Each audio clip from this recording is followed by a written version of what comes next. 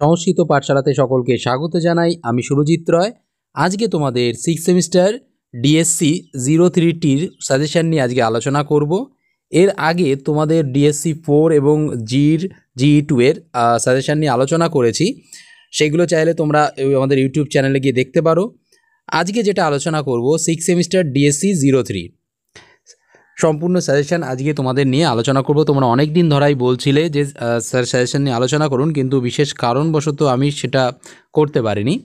যাই হোক, দেখে নাও তোমাদের কী কী ইম্পর্টেন্ট কোশ্চেন বা কী কী পড়বে দেখে নাও একটাবার। বিভাগ ক থেকে এই 3টে প্রশ্ন খুব ইম্পর্টেন্ট, আর মাথায় রাখবে এই 3টে কোশ্চেন কিন্তু 3টে কোশ্চেন পড়বে, শর্ট কোশ্চেনও কিন্তু আসতে পারে, ঠিক আছে। এটা ব্রড কোশ্চেন, 10 নম্বরে একটা ব্রড কোশ্চেন আসবে, খুব ইম্পর্টেন্ট এই 3টে প্রশ্ন। আর শর্ট কোশ্চেন যে তোমাদের 2 নম্বরে 5টা থাকবে হচ্ছে সংস্কৃত ভাষায় দেবনাগরী হরফে লিখতে হবে। এর মধ্যে এইগুলো খুব খুব ইম্পর্টেন্ট, ঠিক আছে। আর এমন নয় যে এগুলোই শুধু ইম্পর্টেন্ট, এটা এই 3টে কোশ্চেন থেকেও কিন্তু আসতে পারে, ঠিক আছে। টোটাল এইগুলো প্রশ্ন করলে আশা করি তোমরা 5টা কোশ্চেন পেয়ে যাবে। এরপরে আসছি বিভাগ খ থেকে যে ব্রড কোশ্চেন পড়বে তোমরা গৌড়ীয় দর্শন থেকে একটা প্রশ্ন থাকে, আর একটা বঙ্গীয় শাক্ত দর্শন থেকে একটা শাক্ত দর্শন আর একটা গৌড়ীয় দর্শন, ঠিক আছে।